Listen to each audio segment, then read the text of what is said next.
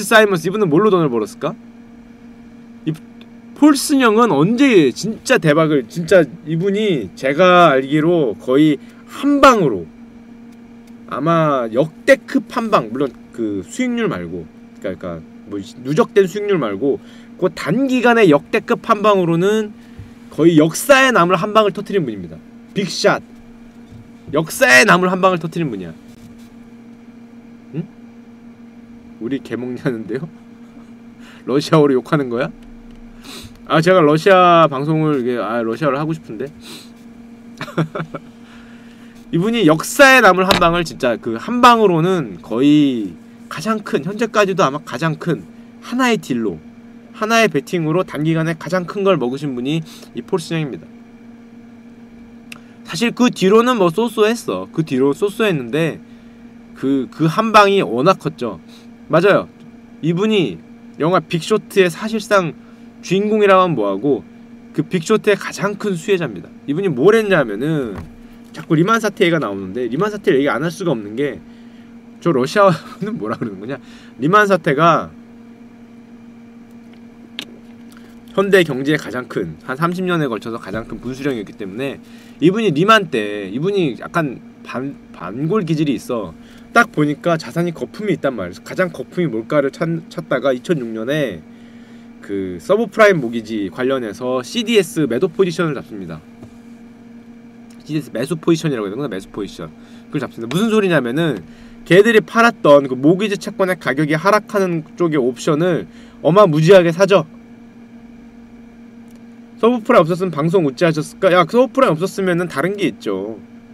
다른 게. 서브프라임이 나올 수밖에 없는 거는 최근 사건인데다가 최근 30년간 그게 가장 가까웠기 때문에 그래요. 아니면 더 대공황 얘기를 하고 있었겠지. 이분이 그때 어마어마한 돈을 벌었습니다. 그때 벌은 돈이 그 한 방이 거의 뭐 그때 그 인센티브로만 받아간 돈이 한 3조에서 4조 정도 됩니다. 그 한 방이. 그 폴슨 형이 헤지펀드 역사에 남은 가장 큰 한방. 그 전까지는 뭐 조지 소로스 형이 영란은행을 이긴 자 뭐 이거 있잖아요. 그거는 영란은행을 이긴 자긴 한데 연합군이었거든. 연합군. 대규모 다국적군이 연합을 해서 영란은행을 싸워서 그 이긴 건데 그거보다 훨씬 더 대박이었죠. 혼자 했고 폭이 달랐어요. 폭이.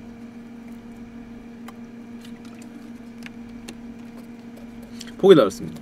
그래서 이분이 그때 이후로 폴슨 형이 연봉 보시죠? 2조 6천억. 아직도 그 영향을 받는 거고요. 역사에 남을 한 방을 터트린 분이고, 가운데 있는 제임스 사이먼스, 이분이 또 유명한 분이에요. 아까 어떤 분이 얘기했는데 르네상스 테크놀로지를 이분이 만들었죠. 르네상스 테크놀로지 들어보셨습니까? 들어보셨나요? 가운데 있는 분 여러분 무슨 분처럼 생겼어요? 가운데 있는 분? 가운데 있는 분 표정이 이 얼굴 어디 가서 보면 많이 볼 수 있어. 저 학교 가면 많이 볼 수 있잖아. 딱 교수님 상이잖아. 교수님 아닙니까? 요거 아래 연봉만 지워봐. 교수님이잖아. 누가 봐도 무슨 원숭이야. 누가 봐도 교수님이잖아. 학점 안 좋게 생긴 교수님처럼 생겼잖아. 교수님처럼 생기지 않았냐 진짜? 아, 농담이 아니라 이분 교수님이에요. 교수님. 진짜 교수님이에요. 박사학위 받은 교수님이야. 이분이 여러분 굉장히 유명한 수학자입니다. 나름 수학계에서 진짜 유명한 상도 받았고, 아마 이분이 천재였어. 천재. 뭐 19살에 뭐 대학을 들어가서 뭐 21살에 뭐 대학을 끝내고 23살에 박사학위를 받고 20대 초중반에 무슨 하버드인가 뭐 어딘가 교수 임용되고 이런 분이야. 20대 초중반에 박사 받고 뭐 교수 되고 그래갖고 뭐 어디 들어가서 뭐 무슨 연구원 되고 뭐 이런 정말 화려한 공부로 이런 걸 쭉 밟아갔는데, 이분의 뭐 취미가 뭐냐? 수학. 그다음에 뭐 하고 싶은 거 무슨 뭐 패턴 찾기, 암호 뭐 이런 거에 옛날에 자기 직업이었지. 그쪽이 패턴 찾고 암호 찾고 이런 게 자기 직업이었어요. 직업이었는데 어느 날 보니까 우리 사이먼스 형이 앉아서 이렇게 딱 보니까 주식시장을 보고 있단 말이야. 그러면은 자꾸 똑같은 패턴이 보이는 거야. 똑같은 패턴이. 그래서 그걸 보면서 아니 저걸 수학적으로 보면 저거 패턴이 너무 뻔한데 야 저걸로 돈을 못 벌어? 아니 그게 못해? 해서 진짜 시작을 합니다. 자기가 아니 패턴화 시켜서 돈을 벌면 되잖아. 실제로 자기 수학을 주식을 패턴을 연구해서 그 패턴으로 르네상스 테크놀로지라는 헤지펀드를 창업하는데요. 수익률이 미쳤지. 수익률이 미치게 나왔습니다. 아니 그걸 못해? 이렇게 수익률이 미치게 나왔는데 그래서 이분이 제가 하나 보여드릴게요. 짤을 하나 찾아온 게 있는데 자 여기 있습니다.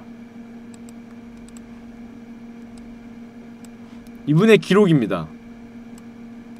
30년간 매년 평균 30% 수익률. 그 르네상스 테크놀로지. 저 아까 제가 제임스 사이먼스 연봉 2조 8천억 연 분 있잖아요. 그분의 이게 기록입니다. 지금 그분의 기록이고요. 이게 세계적인 수학자. 여기 나오네. 제일 울건. 벽제 스테이션님이 10개를 감사합니다. 후원하였습니다. 야 우리도 브라키오사우루스 꼬리를 잘 그리면 돼. 브라키오사우루스 꼬리가 어느 패턴에서는 위로 올라가더라, 어느 패턴에서 아래로 내려가더라. 요것만 맞추면 30년간 매년 30% 되는 거지. 근데 이 1976년 교수실 그만두고 갑자기 월가를 진출해서 뭐 지금 뭐 방식은 알려지지 않지만 알려져는 있어요. 대충 알려져는 있는데 정확치는 않죠. 그래서 이분 가면은 그림 잘 그리면 됩니다. 실제입니다. 실제. 그 이분 그림 잘 그려서 지금 연봉이 2조 8천이래잖아. 많이 벌 때. 이렇게 그림을 잘 그리면 되는데 이분이 그래서 르네상스 테크놀로지가 뭐가 유명했냐면은 여기에 들어가는 분들은 그 직원이 다 뭐 수학자, 공학자, 뭐 천문학자 뭐 이런 분들만 들어가는 거야. 들어가서 하는 거라고는 이 그림이 위인지 아래인지 요거 맞추는 걸 하는 겁니다. 수학적으로. 그럼 그게 어떻게 가능하냐?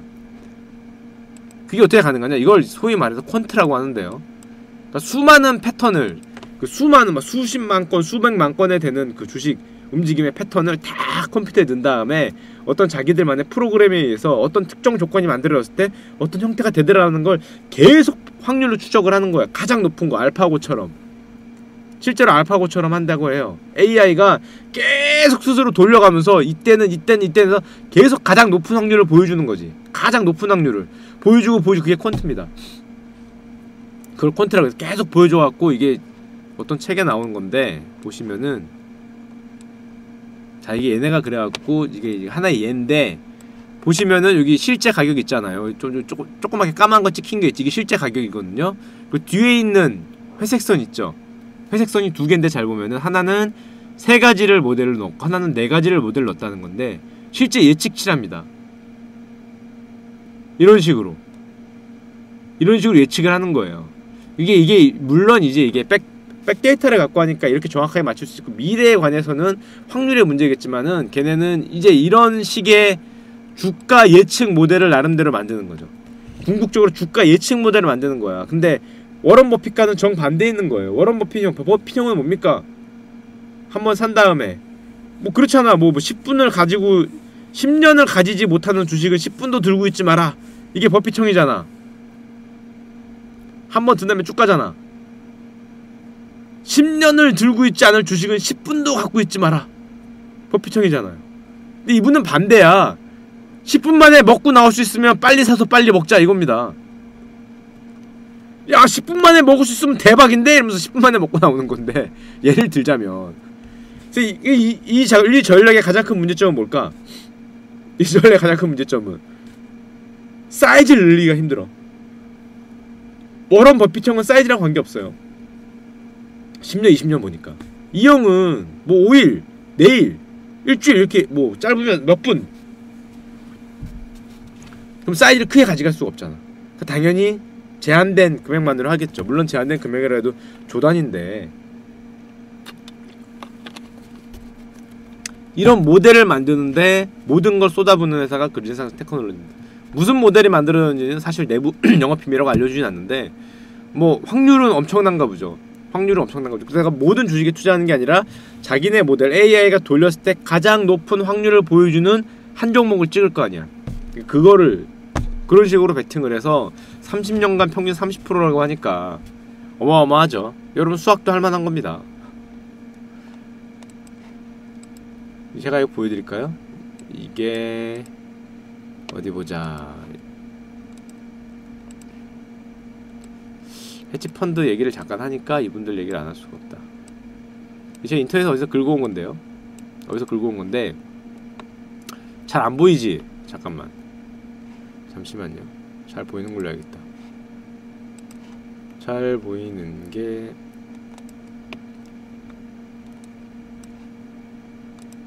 잘 보이는 게 이거다. 으씨, 이것도 안 보여. 아씨, 대충 보자. 자, 위에 있는 거는 자 세계에서 뭐 가장 큰 돈을 움직이는 사람들 뭐 이렇게 해서 어느 분이 블로그 올리신 건 제가 퍼왔는데요. 제프리 건들락이라고 있는데 이분은 뭐 여러분 잘 모를 거예요. 신채권왕에서 이 지금 뭐 운용자산이 한 1000억 불 되잖아요. 우리나라 돈으로 1000억 불이면 얼마야? 1억 불이 1300억, 10억 불이 1조 3천억, 100억 불이 13조 원, 한 103조 정도 되는 거죠. 이 정도 하는데 채권 펀드고요. 신채권왕에서 채권은계에서 상당히 유명하신 분이에요. 자, 그 아래에 있는 분부터가 사실 우리의 흥미를 끄는 분들인데 켄 그리핀이라고 있습니다. 시타델에 있는 켄 그리핀. 이 아저씨 들어보신 분 있어요? 정말 유명한 분입니다. 시타델은 들어봤죠? 시타델. 야구선수 아니거든. 켄 그리핀 주니어 아니거든. 켄 그리핀 주니어 아니시고요. 야, 야구선수 비주얼은 아니잖아. 야구선수 비주얼은. 이분이 아마 이분도 약간 천재과야. 제가 알기로 아마 하버드대 출신인가 뭐 그럴 거야. 천재과인데 대학교 때부터 이분의 일대기 자서전 이걸 읽어보면은 뭐 시장의 마법사들인가 뭐 그런데 보면 나와요. 이분의 전략이 뭐였냐? 자기가 생각하기에 기가 막힌 전략이 있어. 그런데 자기가 돈이 없잖아. 그리고 남들은 어떤 전략을 하는지 모르겠어. 그 하버드대 있을 때 이렇게 그때 당시 유명한 헤지펀드 매니저들 있잖아요. 그 보면은 쫙 살펴보다가 전화번호가 있으면 그냥 전화를 했답니다. 이렇게. 여보세요? 뭐 예를 들면은 뭐 레디 핑크 형이랑 핑크 형? 형 안녕하세요. 그리핀인데요. 그러면은 그럴 거 아니야. 누구세요? 이 미친놈아 이러면서 끊을 거 아니에요. 10명에 9명 이렇게 끊지. 근데 가끔 가다 한 명이 그리핀이 누군데? 이러면은 안녕하세요. 하버드대 1학년에 재학 중에 누군데요? 제가 이거 하는데 이거 기가 막힌데 한번 이거 들어보실래요? 나 지금 죽이는데 형도 좀 잠깐 얼굴만 점심 안 될까? 점심? 뭐 대학생 인턴들 밥 사주는데 나도 밥 좀 한번. 실제로 그렇게 얻어먹고 가서 자기 아이디어 얘기하고 그 사람들 돈 어떻게 버나 배운 실제입니다. 실제 일화입니다. 그냥 무조건 전화를 했답니다. 이렇게 들어서 뭐 레리 형 안녕하세요. 그러면 누군데? 그러면 뭐 형은 날 모르겠지만 저는 형 방송 즐겨보는 시청자고요. 그럼 뭐 이런 새끼가 다 있어. 이러고 내 번호 어떻게 알아 이 새끼야? 뭐 이럴 거 아니야. 너 끊고 너 번호 바꿔야 되나? 뭐 대부분 이런데 가끔 가다가 그 중에 한두 명이 이렇게 의견을 들어줍니다. 실제로 거기서 돈을 받아요.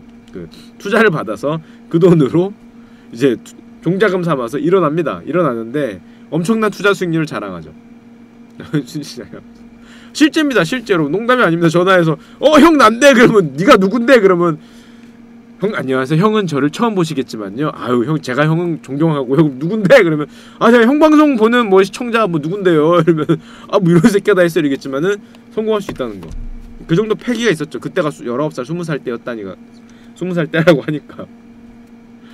실제로 그래서 이분이 엄청난 돈을 법니다. 엄청난 돈을 버는데 이분의 한방이 있었지. 근데 이런 사람들의 유명한 사람들의 한방을 얘기하면은 그 서브프라임 때를 리만 때를 얘기 안 할 수가 없어. 왜냐면 다 이분들은 대부분 다 뭐냐 그때 살아남은 사람들이거든. 그때 살아남았다는 거는 그때 대박이 났다는 소리야. 대부분의 경우에. 그래서 우리 켄 그리핀 형도 대박이 났는데 뭐가 대박이 났냐? 그게 있나? 이거다. 어쩔 수 없어요. 현대 이런 사람들 얘기하면은 그때 얘기가 안 나올 수가 없어. 자, 이게 뱅크 오브 아메리카, 미국 금융주식의 대표였던 뱅크 오브 아메리카 주가 차트거든요. 쫙 갑니다. 여기까지 가다가 지금 올라갔죠. 65년, 90년에서 미친듯이 올라가다가 리만 때 폭락을 해요.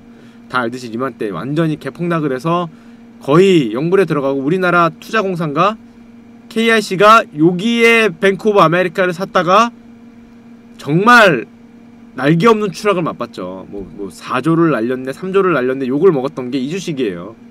이 주식. 여기서 샀다가 제가 여기서 샀어요. 여기서 좀 많이 빠졌으니까 하고 샀다가 그냥 뭐 거의 뭐 역대급의 그런 꽉잡아를 당하고, 꽉잡아를 당한 다음에 국회 청문회만 나가면은 그 공사 사장님이 국회의원들 할 때 정신없이 두들겨 맞았던 게 이 주식입니다. 근데 국가 자산은 장점이 있지. 이거 버텼죠. 버텼어요. 그리고 한국투자공사 끝까지 버텼어요. 버티고 해서 여기 왔을 때 팔았습니다. 그래서 본전 찾았죠. 딱 10년 만에 본전을 찾았습니다. 2008년 털리고 딱 10년 만에 본전 찾고 어이쿠야 하고 버리고 나왔어요. 어이쿠야 하고. 제가 그때 한번 얘기했지만은 버리고 안 나올 수가 없었어. 왜냐? 이게 만약에 본전이 왔어. 근데 내가 아유 여기까지 갈 거야 하고 버텼어. 가면 좋은데 만약에 안 가면은 국회의원 형들이 그 다음에 국회 인사청문회 뭐 이런 거 할 때 국감 할 때 불러서 아니 이 새끼들아 장난해 지금 야 마이너스 한 80% 90% 하다가 야 본전이었으면 그걸 팔아야지. 야 니가 그걸 빠지게 뒀냐 뭐 어쩌고 무슨 뭐 직무유기네 뭐 해안이 없네 뭐 니들이 전문가냐 이러고 결과 보고 얘기하니까 쉽게 얘기할 거 아니야. 아니 여기서 왔으면 팔아야지 이 사람들아. 그걸 갖고 와서 또 잃냐 뭐 난리를 칠 거 아니에요. 그러니까 그때 오면은 그런 부담이 있으니까 나 같아도 팔았어. 더 올라갈 것 같아도 팔아야지. 일단 왔으면 이걸로 그냥 옆에서 장기 두는데 옆에서 얘기하는 거 아니야. 야 그씨 그 장을 쳐야지 이러면서 이세돌이 바둑을 둬도 우리는 옆에서 아이고 야 그거 왜 거기 왜 뒀을까 계속 이러고 있으니까. 그래서 이런 주식은 차라리 파는 게 결과 보고 다 보고 얘기하기 때문에 흔히 그 유명한 장군님이잖아요. 장보고 장군님들이기 때문에 그 형들은 장보고 하잖아. 팀장님 오늘 사야 됩니까? 팔아야 됩니까? 그러면 장보고. 그치 장보고 해야죠. 장보고 해야지. 장보고 장군님을 너무 선호하기 때문에 다들 뭐 장보고 해서 좀 파는 게 맞았다. 근데 이 주식이었는데 아니 새돌이 형 바둑 그렇게 두는 거 아닌데. 그쵸 새돌이 형 거기다 두면 안 되지. 그거 날일자 아닌데 입구자 아니었나? 뭐 이런 소리 하잖아. 새돌이 형이 두고 있는데. 자 그렇습니다. 근데 아까 전에 말씀드린 그 아저씨가 뭐를 했냐, 시타델을 만든 우리 킹그리피 형이 뭘 했냐, 여기서 비오의 주식을 삽니다. 여기서 많이 여기서 여기를 먹은 게 그렇게 대박이 나는 거죠. 여기서 여기. 이게 여러분 작은 것 같지만 2불이 10불 되는 거잖아. 거의 5배 6배 나는 거거든. 여기서 여기를 먹는 게 대박이 나요. 근데 이런 분들이 한두 분들이 아니야. 특히 저 형은, 근데 저 형은 이것보다 더 유명한 사건이 있어. 뭐냐? 어디 갔지? 저분 아주 유명한 사건이 하나 있는데 여기 있다. 여러분은 사실은 신문 뉴스에 이게 많이 나왔습니다. 잠깐만요. 이거 짜잔. 이게 뭘까요? 이게 뭘까요? 먼슬리 버짓 한 달 버짓, 한 달 예상. 자 일단 이게 뭐냐면요, 우리 먼저 이걸 보여드리겠군요. 우리 그리핀 형님이 당연히 돈을 많이 버니까 아름다우신 부인과 결혼을 하셨는데요, 어느 날 사이가 안 좋은 끝에 이혼을 하기로 결정을 하셨습니다. 그러니까 부인께서 우리 그리핀 형한테 나 생활비는 줘야지. 그랬더니 그리핀 형이 야 내가 재산이 얼만데 생활비가 얼마냐 그랬더니 우리 생활비로 그 보내신 금액입니다. 그래서 보시면 이게 생활비예요. 한 달 생활비라고 여기 아립다우신 우리 부인님이 최소 이 정도는 그 생존이 달린 문제다. 생존이 요 정도가 있어야 먹고 살 수 있을 거라고 대충 찍어서 보내주신 금액입니다. 진짜예요. 자 보면은 30만 불이 제트기 비용이 프라이빗 제트가 들어가고요. 6만 불이 오피스 스페이스와 프로페셔널 스태프를 고용하는데 한 달에 6만 불이 들어갑니다. 6천만 원이 들어가죠. 뭐를 하면 이게 스태프를 좀 많이 고용하시나 보네. 그쵸? 자, 그 다음에 16만 불이죠. 16만 불이 베케이션 어코멘데이션에 들어가는데요. 매달 어디에서 뭘 하시면 어디에서 이렇게 머물고 계시길래, 물론 뭐 좋은 호텔에 뭐 이렇게, 그쵸? 7,200불, 6,800불이 합쳐서 한 15,000불이 다이닝 앤 그로서리에 들어가고요. 근데 참고로 여러분 이게 다가 아닌 게 보이시면 여기 아래가 잘려있죠. 자, 여기 아래가 잘려있어요. 여기 아래가 쭉쭉쭉쭉쭉쭉쭉쭉 더 있습니다. 이게 여러분 그 이얼리가 아니죠. 먼슬리고요. 먼슬리 버짓입니다. 그러니까 한 달에 이렇게 해서 이분이 그 아마 요청하신 금액이 제가 알기로 그 한 달에 최소 생활 유지비가 우리나라 돈으로 14억인가? 뭐 15억인가? 뭐 그렇게 요청했어요. 1년이면 얼마니? 14억 곱하기 12 하면 얼마냐? 28, 14 160억이죠. 160억 160억이 그 생활비로 나한테 매달 줘야 되는 거. 그 정도로 요청했습니다. 언제까지야? 늙어 죽을 때까지지. 늙어 죽을 때까지 그거를 뭐 지금 한 4, 50 되셨겠네. 그러니까 앞으로 한 40년간 그거를 그 매달 나한테 줘야 된다는 조건을 이혼 조건으로 거셨어요. 그러면서 얘기를 했습니다. 사람들이 너무한 거 아니냐 그랬더니 이 아주머님께서 얘기하시기를 얘 재산이 얼마인지 아느냐. 재산이 얼마였죠? 아까 기억나십니까? 이분 재산이 얼마였냐? 이분 재산이 아이고 잘 보이진 않는데 이분 재산이 최소 한 5, 6조 정도 될 거야. 조단이 조만장자잖아요. 조만장자. 그러니까 내가 예를 들면 160억을 40년간 받아도 6,800억 분이 안 된다. 얘가 가진 재산에 뭐 몇 퍼센트밖에 안 되는 거지. 20%밖에 안 된다 이거야. 그쵸? 그러니까 이분은 지금 장난하냐라고 열심히 싸웠어요. 장난하냐라고 열심히 싸웠는데 뭐 어떡하겠습니까? 결국에는 뜯겼습니다. 뜯겼죠. 그래서 결국에는 뜯겼다는 그런 슬픈 그 전설을 가지신 이걸로 아주 유명하신 이 소송으로 아주 유명해지신 유명바를 타신 그런 분이 되겠습니다. 당연히 지셨죠. 당연히 졌어요. 뜯길 대로 뜯겼다는 그런 아주 저는 울지 않습니다. 뭐 어차피 뭐 가진 게 없기 때문에. 저는 아마 이런 상황이 벌어지면 이게 저도 이렇게 될 수 있지. 근데 앞에 게 아마 원일 가능성이 높은 거죠. 저는 이분은 달러지만 나는 원일 가능성이 높다. 프라이빗 제트가 한마디로 교통비 30만원 맞죠? 교통비 30만원 오피스 비용 6만원 그쵸? 오피스 비용 컴퓨터 그 저거 뭐 내면 되죠? 컴퓨터 그 저거 인터넷 비용 같은 거 6만원 뭐 패키지 커맨데이션 16만원 뭐 들 수 있죠. 주거비 같은 거. 그럼 뭐 7,200원에 뭐 빨래방에 맡기면 되는 거고 가능합니다. 뭐 이렇게 뭐 집에서 쌀 사갖고 먹는데 뭐 많이 들겠어. 뭐 가면 6,800원, 2,000원 이렇게 다 도와주지. 그래서 한 달 생활비 정확하게 그 나오는 거죠. 님이 열개를 구원하였습니다. 저분이야 한 달 생활비가 뭐 120불 돼도 나는 한 달 생활비가 100만 원이 되는 거죠. 아주 정확하게 100만 원도 상당히 부담되는데 100만 원도 상당히 부담되는데 저는 이제 원이 되는 거고 저분은 그 아메리칸 피플이니까 달러가 된 거죠. 비슷하다. 거의 뭐 동급이라 할 수 있죠. 거의 동급. 저는 원이 아덴이 될 수도 있는데 야 100만 원도 큰데? 잠깐 생각해봐. 좀 줄여보자. 한 달에 100만 원 너무 큰데? 한 달에 100만 원 큰데? 하여튼 그렇습니다. 그래서 이분이 그걸로 상당히 유명하신 분이 됐어요. 자 그러면 아까 어느 분 봤었냐? 이분 봤었죠? 자 그러면은 그 아래에 있는 이분이 켄 그리핀 형을 봤고요. 재산이 아까 켄 그리핀 형 재산이 8조네요. 8조. 옛날 얘기니까 지금 한 10조 됐을 겁니다. 자 이분이 누굽니까 여러분? 들어보셨나요? 들어보셨어요? 식빵 아저씨 방송 안 하네. 그걸 왜 나한테 물어봐? 하니? 나도 모르겠다. 여러분 이분 들어보셨어요? 운용자산 보이십니까? 이게 옛날 얘기예요. 이것도 운용자산. 운용자산이 이게 얼마입니까 여러분? 보입니까? 이거보다 더 올라갔어요. 요즘엔 더 올라갔어.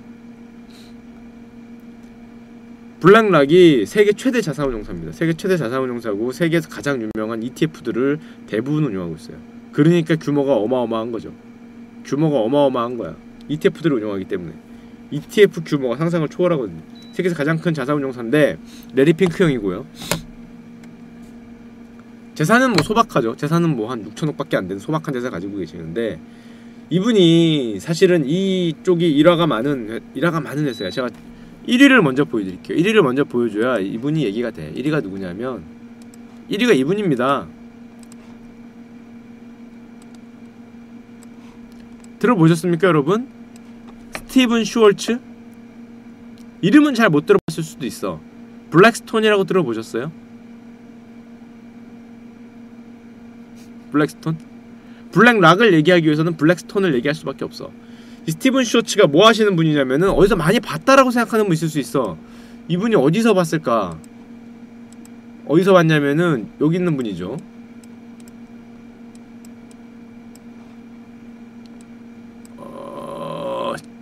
짤짜기 힘들다. 여기 있는 분이죠. 우리 럼프 형 옆에서 당당하게 뭐라고 한마디 하고 계시는 분 이분이거든요. 이분이 블랙스톤의 창업자이자 블랙스톤의 그 넘버원이죠. 우리 럼프 형 옆에 앉아있는 분이잖아. 럼프 형이 아마 수석 경제자문 뭐 그 정도 할 거예요. 뭐 이름은 뭐 모르겠는데 뭐 경제자문 무슨 역일 거야. 이분이 뭘로 유명하느냐? 블랙스톤. 블랙스톤이 뭐예요? 여러분 블랙스톤 들어보셨어요? 블랙스톤이 그 세계에서 가장 유명하면서 가장 큰 사모펀드입니다. 제가 지난번 시간에 한번 말씀드렸죠. 우리나라가 사모펀드에 참교육을 당했던, 론스타한테 참교육을 당했던 게 사모펀드잖아요.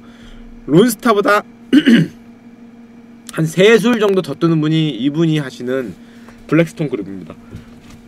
이분이 하는 특기는 부동산 싸게 사기, 망해가는 기업 인수하기, 누가 헐값으로 던지는 거 받아오기, 이런 거에 굉장히 굉장히 능한 사람이야. 그러니까 역시 언제 돈을 많이 벌었겠니? 당연히 림한테 돈을 많이 벌었죠. 림한테 당연히 돈을 많이 벌었어요. 부동산 같은 거 싸게 막 다 투매했을 때 받아줬거든. 그걸 받아주는 사람이에요. 받아주는 사람. 이분의 일화가 있어. 이 사람이 블랙스톤을 처음 만들 때 일화가 있어. 자기들 이제 그 일을 같이 할 사람하고 창업자하고 동업자들끼리 만나서 야 우리 펀드를 하나 해보자. PF를 해보자. 펀드를 해보자. 내가 한번 그 자신 있어 한번 해보자 그랬는데 우리 동업자가 그러면은 야 우리 얼마였더라? 내 기억도 안 나. 5천만 불인가? 한 그 정도 되는 펀드를 모아서 한번 해볼까? 이렇게 얘기했더니 이분은 뭘 생각하고 있었냐면은 정말 쥐뿔도 없으면서 그때 당시에 그 모으려던 금액이 10억 불 나왔어요. 10억 불. 10억 불은 얼마? 1조. 야, 하려면 1조짜리는 해야지. 그래갖고 그 동업자, 창업자하고 열심히 싸웠다는 일화가 있습니다. 이제 막 시작하는 새파란 풋내기가 펀드를 하려고 그러는데 돈이 얼마 정도 있어야 펀드를 할 수 있을까 그랬더니 10억 불이라고 처음에 이제 막 그때 막 젊었을 때 이제 막 펀드 만들었던 10억 불로 하자라고 얘기를 했던, 한마디로 말해서 전사의 심장을 바꾼 사람이지. 이 사람 어록도 있어. 어록도 유명해. 어록 잠깐만. 한마디로 말하면은 간이 배 밖으로 나온 사람인데 요즘으로 따지자면은 이 사람 어록도 있어요. 진짜입니다 이거. 나는 시가전이 아니라 대전을 원한다. 이 사람은 뭐가 큰 딜이 붙잖아. 그러면은 막 어쩔 줄 몰라 하는 사람이야. 그걸 하고 싶어서 대전을 원한다. 이게 대전, 큰 전쟁을 원한다는 거죠. 큰 전쟁만 나면은 무조건 뛰어들어서 론스타처럼 하이아처럼 물어뜯고 나오는 거를 자기 주특기로 쓰는 사람입니다. 블랙스톤 그룹 자체가 그렇고. 점심이요? 우리 점심 먹을 시간이 없습니다. 빨리 일합시다. 이런 소리. 투자의 첫 번째 원칙은 절대 돈을 잃지 않는 것이다. 내가 나중에 스노우볼 얘기할 때 말씀드릴게요. 실제로입니다. 실제로 스노우볼의 가장 큰 있으면 안 되는 것 중에 하나가 이 슬로프가 역방향으로 가면 망한다. 슬로프가 각도가 중요한데 역방향으로만 망하거든요. 당연한 거지만은 돈을 못 번 한이 있더라도 돈을 잃으면 안 돼. 이게 하여튼 뭐 이분의 뭐 말 같지도 않은 어록이긴 한데 이 사람이 블랙스톤 그룹이 그래서 그런 걸로 유명합니다. 그럼 아까 전에 돌아와서 어디 갔지? 우리 블랙스톤 형의 엄청난 사생활이 있는데 저분이 여러분들이 생각하는 꿈같은 삶을 사는 분이에요. 어디 갔더라? 너와 내가 살고 싶어하는 삶, 그걸 사는 분이 저분입니다. 나 이분이 어디서 봤는데 여기 있다. 그쵸. 여러분들은 저 형을 좋아해야 돼. 이런 분이거든. 자, 진짜 이렇게 삽니다. 유명해요 이걸로. 초호화 전세기로 세계를 누비며 수조원짜리 기업을 장난감 사고 팔듯 하며 금융계와 산업계 판도를 좌지우지한다. 럼프 형한테 조언을 하고 맨하탄의 궁전 같은 펜트하우스에 살고 밤이면 유명인사를 모아놓고 실제 그래요. 유명인사도 아니고 잘나가는 가수 뭐 한 10억 정도 줘야 오는 연예인 이런 분들 실제로 불러요. 자기 생일에 50억 쓰는 분입니다. 그 화려한 파티를 즐기고 생일잔치에 뭐 50억을 썼네 뭐 40억을 썼네 그걸로 이슈가 되는 분이니까 휴가는 카리브해 몇 쯤 별장에 가고 세계 최대의 사모펀드 가장 막강한 사모펀드 가장 뭐랄까 강력한 전투력을 보유했다고 평가를 받는 게 블랙스톤이거든요. KKR하고 블랙스톤인데 세계 최대 사모펀드 가장 막강한 전투력을 보유했다고 치는 말 일컬어지는 블랙스톤을 이끄는 블랙스톤의 창업자기도 하는 스티븐 슈월츠만 아까 그 아저씨죠. 그 아저씨의 모습입니다. 야 이게 씨 너와 내가 꿈꾸는 그렇죠. 실제 이렇게 살거든요. 이런 삶을 살고 있어요. 근데 저 아저씨를 제가 왜 얘기했느냐 아까 전에 보여드렸던 어디갔냐 아 이게 지금 이 컴퓨터에 오피스가 안 깔려 있어서 너무 불편해. 오피스가 안 깔려 있어서 오피스를 좀 깔렸으면 좋겠는데 으아 구글 오피스를 했는데 그게 잘 안되더라고요. 자 이분을 얘기하는데 이분의 이름이 블랙락이야. 아까 그분은 블랙스톤이야. 저게 다 뭐야 히히 섹스 히히 뭔가 비슷하지 않습니까?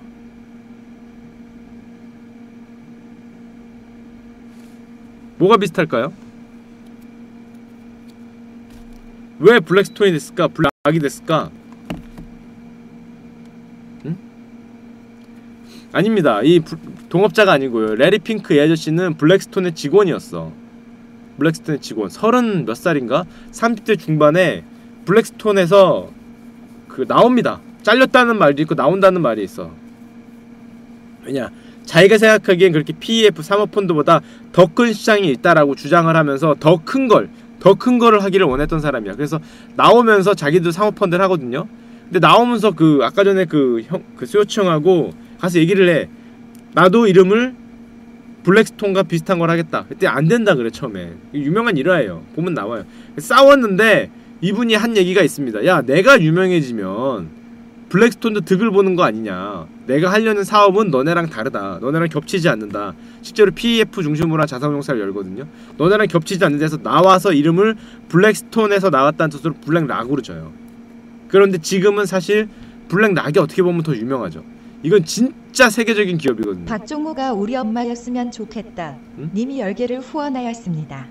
쟤처럼 천재거나 아니면 호머 심슨처럼 개멍청해졌으면. 근데 이분이 그냥 지금 한 5천조 6천조 할 거예요. 이름을 비슷하게 집니다. 나와서 실제로 하는데 PF하고는 좀 다른 자산운용사의 ETF의 시장을 열죠. 시장을 엽니다. 그래서 세계 중요한 지수들의 ETF 시장을 지금 블랙락 저 회사가 꽉 잡고 있습니다. 우리 레리핑크 형이 꽉 잡고 있어요. 종우 형이 누구세요? 종우 형이 누구야? 왜 누군데? 저는 모르는 분인데? 자 그리고 마지막 한 분만 더 보여드리고 실제로 오늘 하고 싶은 얘기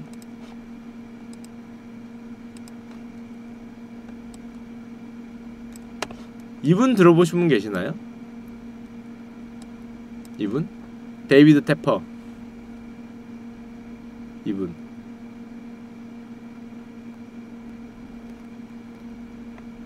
못 들어보셨습니까? 세계에서 가장 유명한 주식쟁이라고 보시면 됩니다. 세계에서 가장 유명한 주식쟁이. 세계에서 가장 유명한 주식쟁이입니다. 그럼 이분의 어떤 분인지를 좀 이따 얘기해드리고 이분의 포트폴리오가 궁금하지 않으십니까? 이분이 포트폴리오 한번 올려준 적이 있었어. 그걸 제가 갖고 왔어요. 세계에서 가장 유명한 주식쟁이 중에 한 명인데 자, 이거 좀 잘 안 보이죠? 자, 딴 건 다 볼 필요 없고 이 옆에 있는 건 이분의 수익률이에요. 지금 종목을 이분은 이렇게 아까 전에 보여드렸던 사람들은 종목을 수천 개씩 갖고도 있는데 이분은 종목을 되게 축약해서 몇 개만 들고 가는 그걸로 유명한 분인데 보면은 수익률이 뭐 18%, 25%, 40%, 100%, 75%, 63% 격체 스테이션님이 10개를 쭉 나와 있잖아요. 수익률이 중요한 게 아니라 제가 여러분들의 이번 포트폴리오를 보여드리는 이유는 맨 위에 있는 거 두 개를 봅시다. 맨 위에 있는 게 뭐예요? SPY라고 돼 있죠. SPY가 뭐냐면은 S&P의 코드거든요. S&P 500의 ETF입니다. 이게 무슨 소리냐면은 지수 추종 ETF야. 스파이더 S&P 500 ETF잖아요. 우리로 치면은 코스피 ETF야. 물론 섹터가 어떻게 가미됐는지는 인에스 섹터가 어떻게 되는지 모르겠는데 코스피 ETF고요. 그걸 얼마 들고 있어요? 26%. 자, 그다음에 그 아래 보시면은 QQQ 돼 있고 나스닥 100으로 돼 있죠. 나스닥 100 ETF야. 나스닥 100 ETF를 거의 10% 들고 있어. 그럼 ETF만, 그러니까 우리로 치면은 코스피 ETF와 코스닥 ETF를 얼마를 들고 있냐면 합치면은 35%. 자기 자산의 3분의 1을 ETF를 들고 있어요. 이 정도 되는 세계에서 가장 유명한 주식쟁이거든요, 저분이. 세계에서 가장 유명한 주식쟁이 중에 한 명이야. 돈도 막 엄청나게 벌고. 근데 보시면은 그런 사람이 들고 있는 것도 ETF가, 그러니까 한마디로 지수 추종되는 게 거의 30%를 들고 있어요. 35%. 그 다음부터는 자기가 적당하다고 생각되는 주식을 2%, 2.5%, 2%, 3%, 2% 이렇게 쪼개서 들고 있죠. 다. 시티그룹만 3%보다 조금 더 높은 6%고 나머지는 2%, 3%, 2%, 3% 들고 있죠. 나머지는 뭘 들고 있냐? 주식이 오른쪽으로 갈 거다, 대세 상승으로 갈 거다라는 생각으로 ETF를 35% 들고 있잖아요. 근데 사실은 이렇게 만드는 게 보통 가장 노멀한 그 펀드 매니저들의 전략입니다. 무슨 소리냐면은 어느 정도는 지수를 추종하는 ETF, 지수를 추종하는 걸 자기의 포트폴리오로 해요. 시티그룹 100% 이렇게 잘 안 들고, 구글 30, 뭐 홀딩스 30, 유나이티드 컴뱃 홀딩스 30 이렇게 잘 안 들고 갑니다. 지수 상승분만큼은 내가 따라가는 게 맞다고 생각을 하기 때문에 대부분 유명한 펀드 매니저들은 요렇게 S&P 500이나 그 나스닥 같은 거를 ETF, 우리로 치면 코스피, 코스닥 ETF를 30% 정도 섞어가요. 이걸 이기기 힘들거든. 지수보이. 야, 지수보이 오랜만에 들었다. 실제로 이렇게 들어갑니다. 이게 데이비드 테퍼, 이 유명한 사람이 한번 포트폴리오 열었을 때 이런 모습을 보여주니까, 이게 5년 전이에요. 5년 전. 실제로 성공을 했죠. 실제로 성공을 했습니다. 여러분들도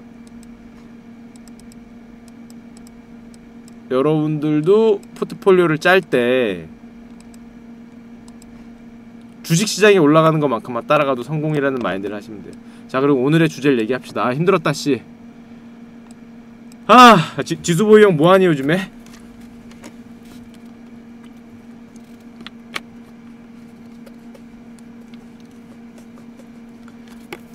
제가 사실은 여러분들 이제 스노우볼 얘기를 할 텐데, 스노우볼에 대해서는 아마 한 번으로 안 될 거예요. 스노우볼에 대해서는. 우가 갔어요가 뭐야? 우가가 뭐야? 아프리카야? 코인 방송? 이렇게 앞에 있는 많은 펀드 매니저들을 보여준 이유는 여러분들이 포트폴리오를 짤 때, 아니면 어떤 목표를 가지고 짜라, 뭐 그런 거를 좀 말씀드리게 보여드렸고, 자, 이게 유명한 말이에요. Life is like a snowball. 인생은 스노우볼 같다. 정말로 중요한 거는 찾는다. Wet snow and really long hill을 찾는다는 거잖아요. 이게 누가 한 말인지 아세요? 누가 한 말인지 아십니까? 스노우볼이 역으로 굴러가고 있어요. 여러분들이 찾아야 될 거는, 웨 스노우는 한마디로 벌거, 우상향할 건데 뭐가 필요하다?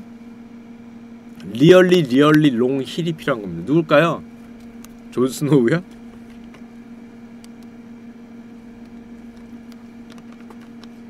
그쵸. 워런 버핏 형이 한 말입니다. 워런 버핏 형이 한 말이야. 리얼리 롱 힐이 필요하다는 스노우볼에 대해서 워런 버핏 형이 자서전에서 있는 말인데 리얼리 롱 힐이 필요한 거죠. 자, 여기에 대해서 얘기했는데, 제가 사실 엑셀로 이걸 만들어 온 게 있었는데 지금 엑셀이 잘 안 열려서 이 말로 해드릴게요.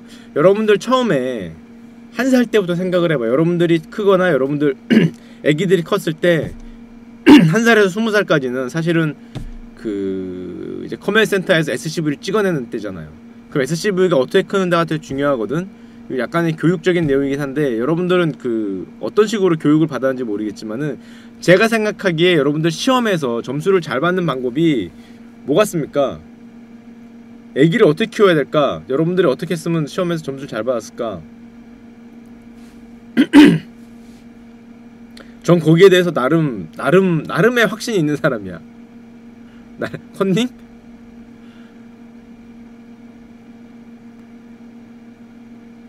어떻게 교육을 시킬 생각이세요? 스노볼을 굴리기 전에 0에서 20세 사이에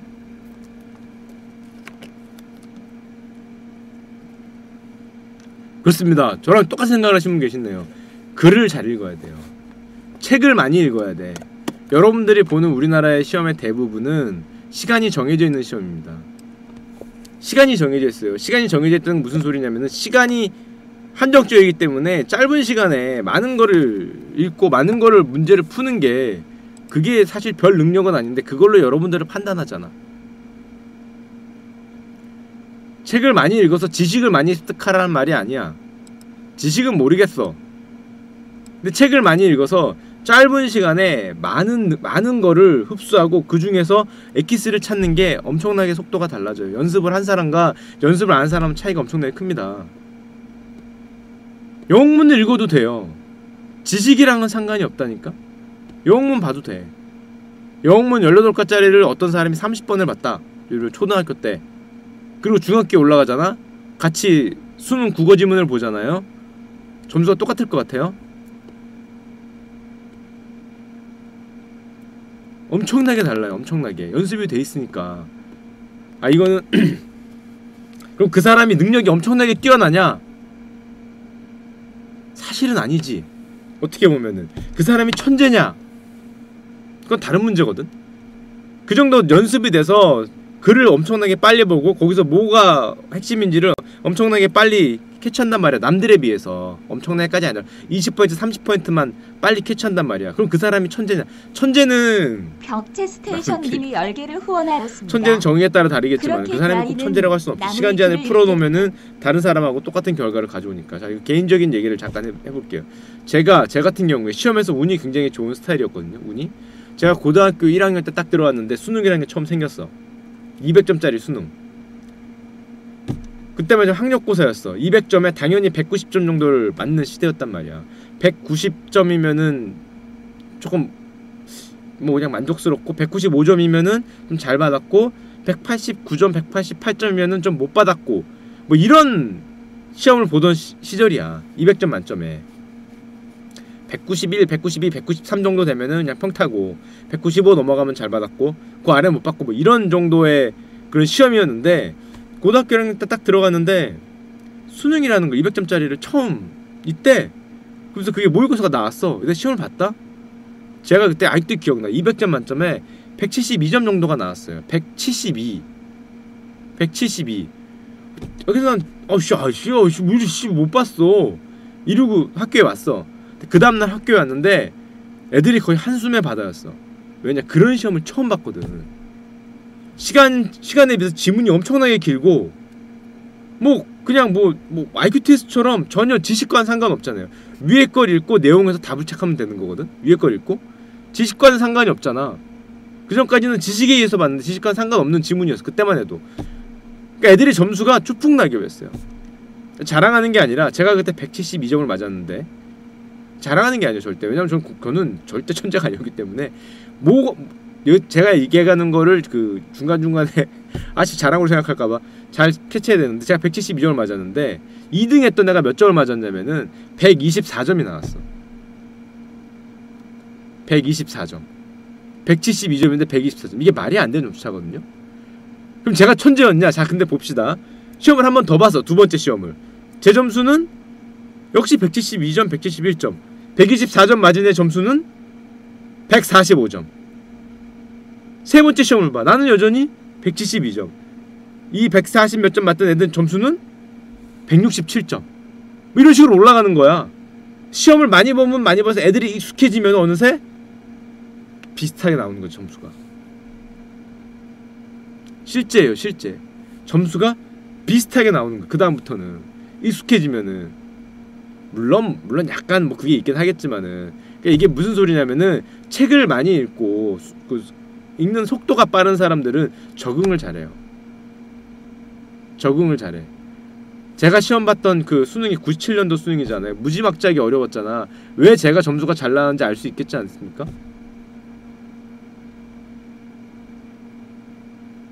나중에 바뀌었어요. 400대 만점으로 바뀌었는데 다 그런 이유가 있는 거예요. 여러분들이 안 되는 과목이 하나 있어. 안 되는 과목이 수학은 안 됩니다. 수학은 여러분들이 열심히 해야 돼요. 열심히 풀고 그냥 근데 책을 많이 읽었을 때 거의 대부분의 과목이 커버가 돼요. 거의 대부분의 과목이 영어도 커버가 되고 언어도 커버가 되고 요즘 뭐가 있니? 우리 때 사탐이었는데 사탐도 커버가 돼요. 이 세 개는 거의 언어야. 수학은 열심히 풀어. 수학은 언어랑은 별 관계가 없어. 열심히 푸는 거야. 연습이라니까. 책을 많이 읽어서 지식이 좋아지는 게 아니라 책을 많이 읽으면 읽는 속도가 빨라지기 때문에 앞에 있는 세 과목에서 연습이 돼 있기 때문에 문과에 하나죠. 문과에.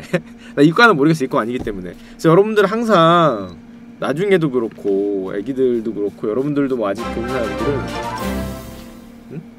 그러니까 토롱이 말고 잠시만요. 감사합니다. 팔로우하세요. 저는 언어가 거의 저 모든 시험에 한 70에서 80%를 좌우한다고 생각하는 사람이에요. 언어가. 언어적인 능력만 키워주면 됩니다.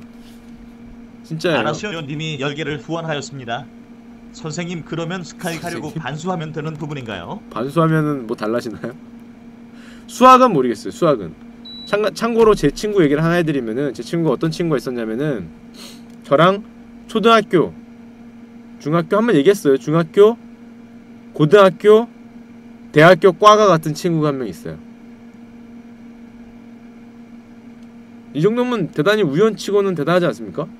랜덤이거든. 우리 때는 뺑뺑이 초등학교 뺑뺑인데 중학교 뺑뺑이도 같이 떨어지고 고등학교 뺑뺑이 같이 떨어졌어.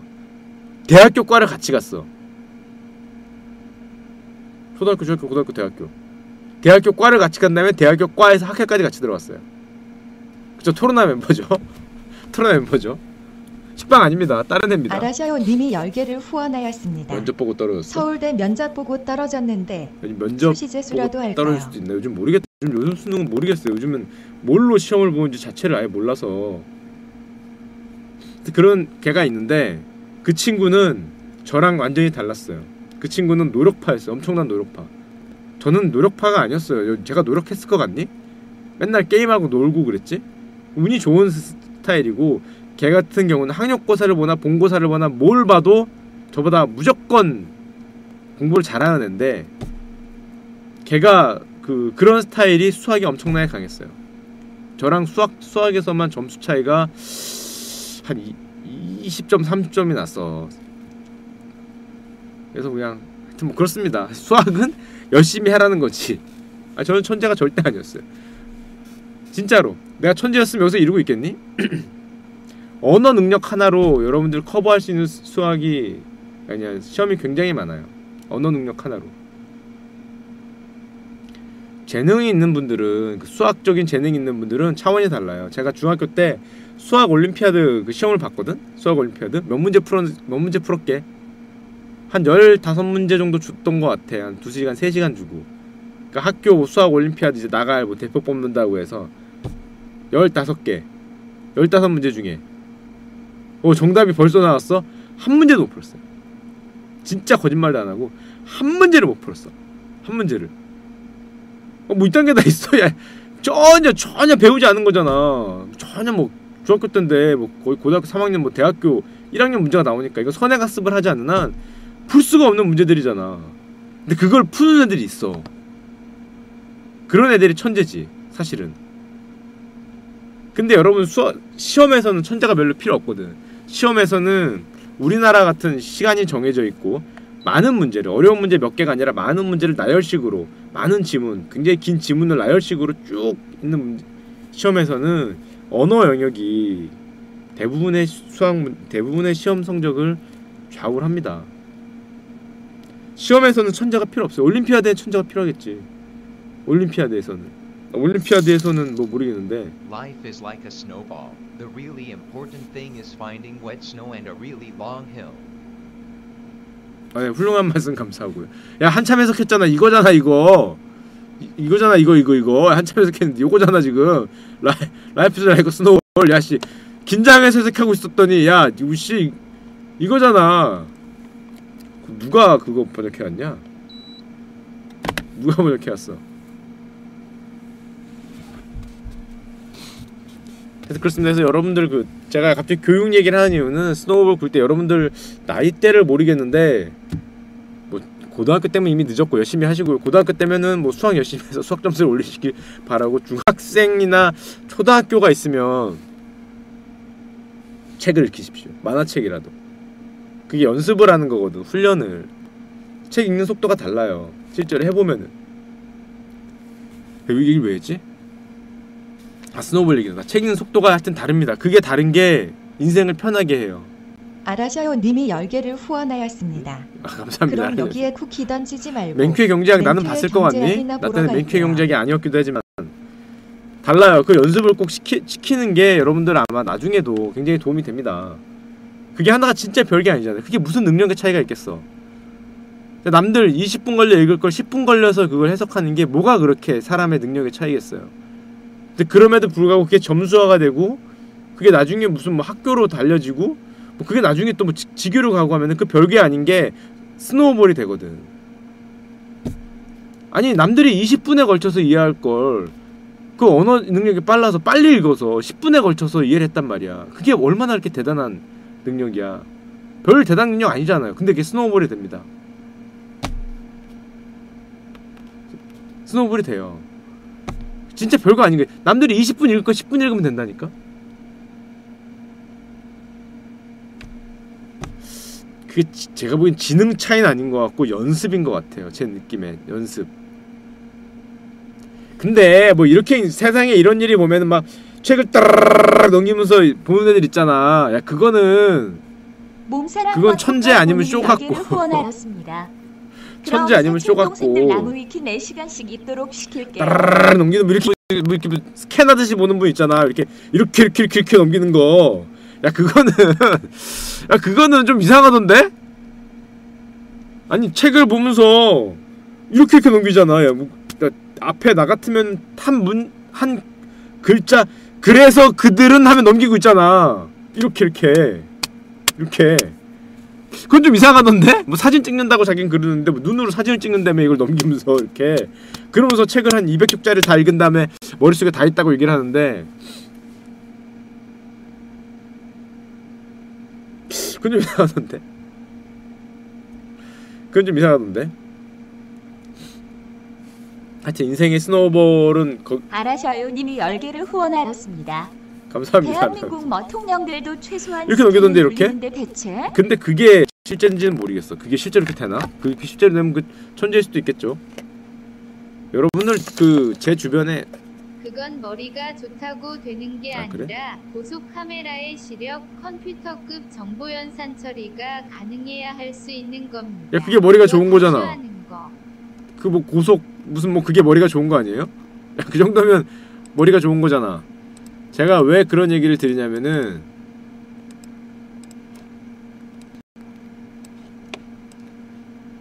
오늘이 여러분 무슨 날인지 아십니까? 오늘이? 사법시험 합격자가 마지막으로 사법연수원에 들어간 날입니다. 씨 개강이야. 마지막 사법시험이 끝나고 거기서 합격하신 분들이 아라샤오 님이 10개를 후원하였습니다. 그 지식들을 빨아들여서 아재처럼 썰을 풀어야 썰을 푸는 거는 지식아닙니까? 그건 사람의 성과 뭐 이게 관련 있는 것 같고 진짜 그건 자기의 그거에 관련 있는 것 같아. 이거 움직이는 거는 말 적고 많고는 지식하고 상관없이 자기의 이거하고 좀 있는 거고 사법고시 이거 합격한 분들의 마지막 그건데 그 이번에 사법고시 수석하신 분 여자분 보셨어요? 사법고시를 몇 년 준비했는지 보셨습니까? 13년인가? 13년을 사법고시 올인해서 30대 후반에 37인가 38에 사시 수석하셨더라. 13수 여성분이었어. 여성분 13수에서 와 13년 23살인가 24살에 시작해서 37인가 38이 끝났으니까 그것도 이번 시험이 사법고시 마지막 시험이었잖아요. 사법고시 없어졌어. 이제 올해 못 붙었으면 13년 노력이 없어진 거야. 근데 마지막에 수석으로 붙으셨어. 13년. 이번에 못 붙으면 14년이 없어. 아예 없어지는 거잖아. 여러분들 이거 보시면은 숫자로 보는 사법시험 딴 건 필요 없고 최연소 합격이 몇 세예요? 20세. 아 이제 13년 정도 사법고시를 하면은 교수입니다. 교수.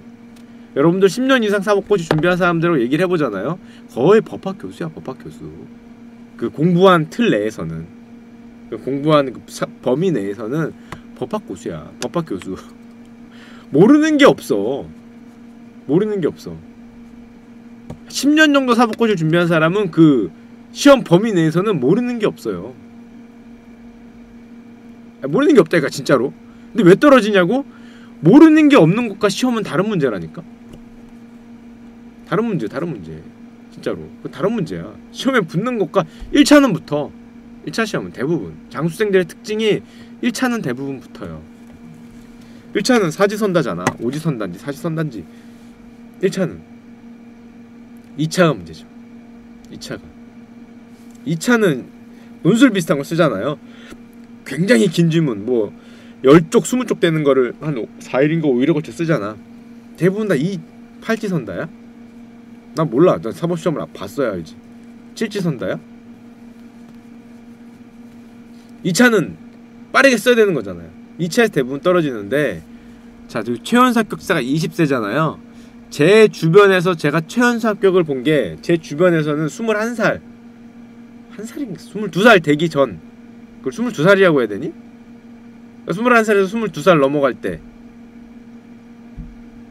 22살로 해야 되나? 4월 7월 21살인 거지. 21살 20살에 1차 되고 2차를 동차로 된 거니까 동차 쑥 돼서 21살 때 21살을 최연소를 받고 제가 진짜 얘는 천재가 아닐까? 싶었던 애는 있었는데 그 한 분은 교수된 분이고 한 분이 교수였어요. 교수됐고 한 분은 그 제가 지난번에 얘기했던 그 천재소녀 제가 얘기했었죠? 천재소녀 노트 필기 달라니까 노트가 책보다 두꺼웠던 애. 아 나 진짜 아직도 생각나네. 아 또 갑자기 열받으려고 그러네.